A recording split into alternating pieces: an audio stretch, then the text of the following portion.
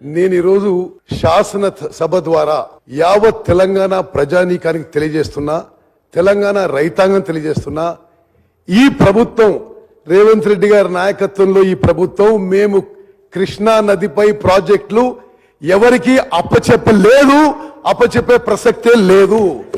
మీరు ఎక్కడి నుంచో మినిట్స్ తీసుకొచ్చి చదివి మేమేదో చేసినాం అంటే దానికి మేమెందుకు జవాబు చెప్తాము?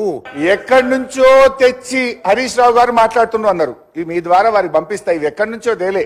ఇది కృష్ణా రివర్ మేనేజ్మెంట్ బోర్డుది కేంద్ర జలవనరుల కార్యదర్శి, తెలంగాణ ఇరిగేషన్ కార్యదర్శి, ఆంధ్రప్రదేశ్ ఇరిగేషన్ కార్యదర్శి అందరూ సంతకాలు పెట్టి నెల రోజుల్లోగా ప్రాజెక్టులు అప్పచెప్పుతామని వచ్చిన మినిట్స్ ఆఫ్ ద మీటింగ్ ఇది మీ ద్వారా పంపిస్తున్నా అని చదువుకోమనండి. నంబర్ 1 ఒక్క మీటింగ్ కాదు, రెండో మీటింగ్ జరిగింది.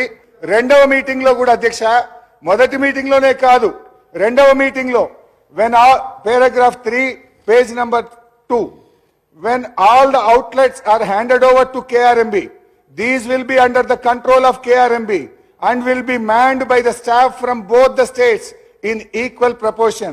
The staff will report to KRMB though their salary and their benefits will be paid by the respective state governments. మీరు ఇయ్యకనే పోతే ఉద్యోగుల డెప్యుటేషన్ ఎందుకు వస్తుంది? కేఆర్ఎంబి నడుపుతుందనే ప్రస్తావన ఎందుకు వస్తుంది?